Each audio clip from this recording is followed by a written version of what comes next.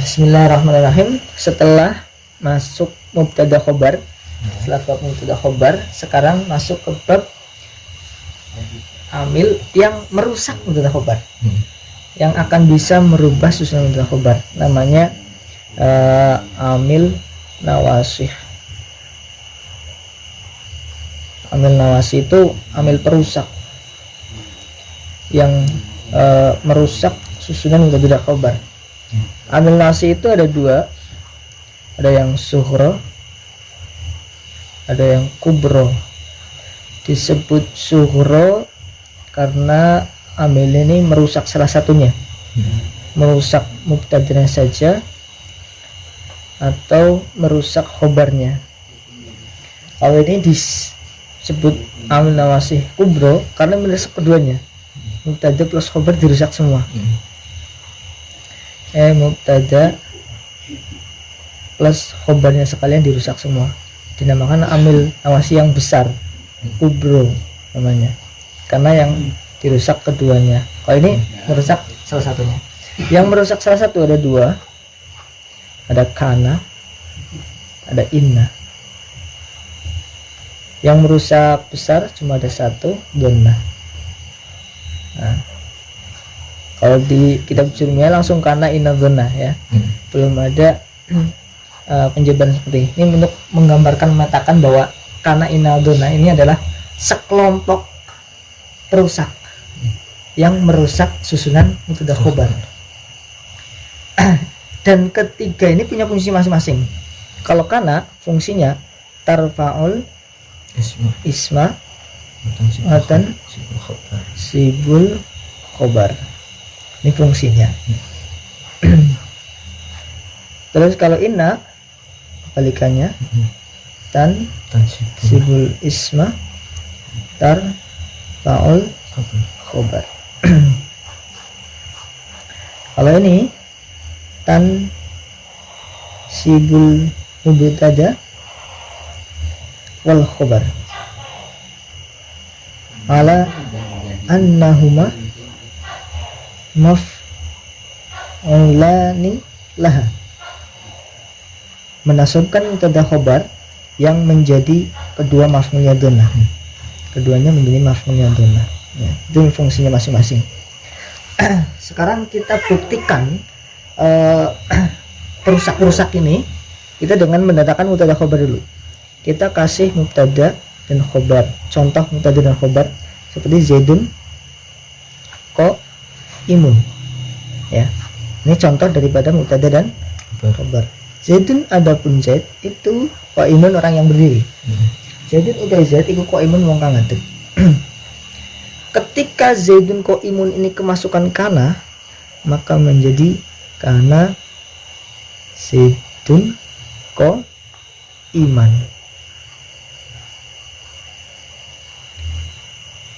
Jadi zaidun qaimun. Tetapi ketika dimasuki kana, tidak zaidun qaimun lagi, menjadi zaidun qaiman. Yang dirusak adalah khobarnya. Nah, ini berarti merusak kecil karena inna merusak mubtada. Kalau zaidun qaimun dimasuki inna, menjadi inna zaidan qaimun. Nah, kalau dimasuki donna, beda lagi, menjadi donantu zaidan qaiman. Ini kadang ada yang pertama, kenapa harus donantu, kenapa nggak dona? Karena ini akan menjadi dua maf'ulnya, otomatis harus cari fa'il.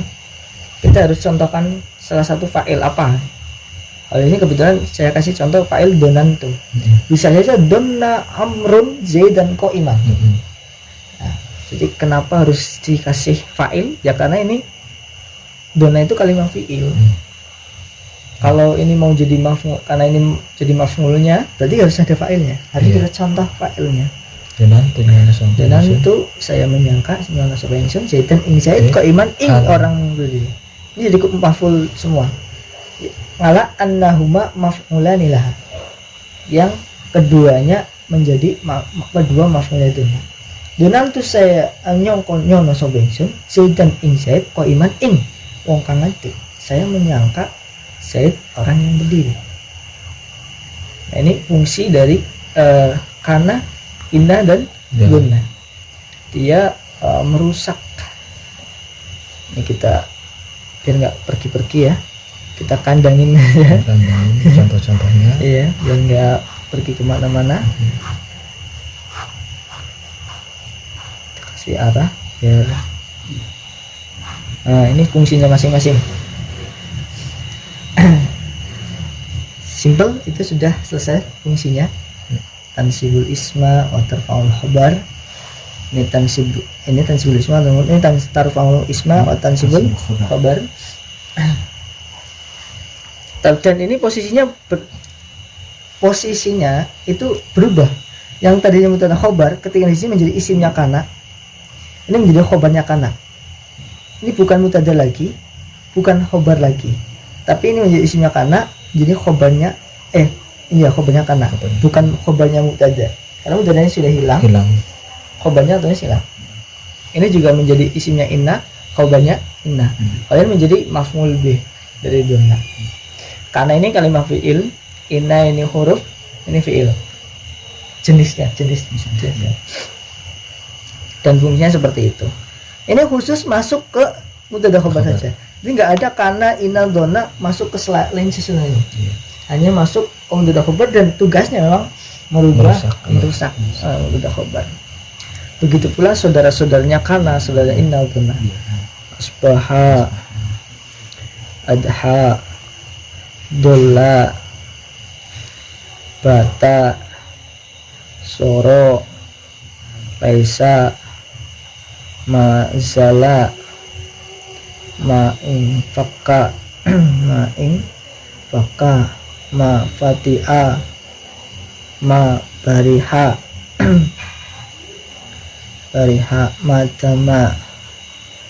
Al-dinadum itu ma ini di sini ada mana 5, ma salah, ma fakka, ma fati'a, ma bariha.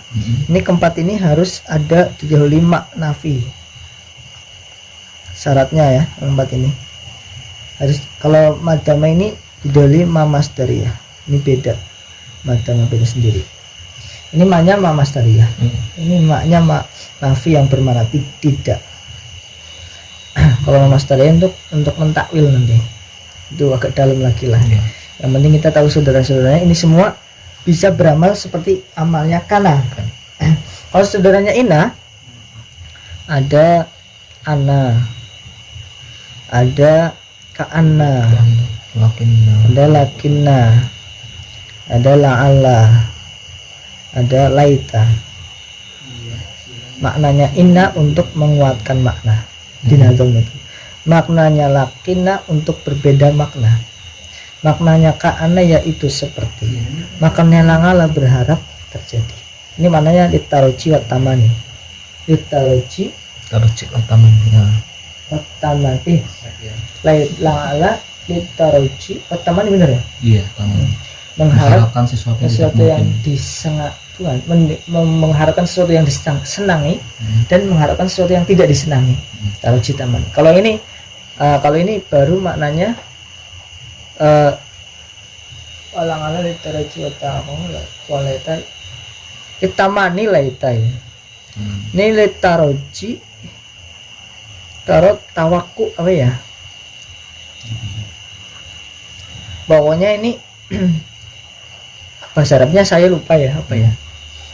Taroji wa tawakungi.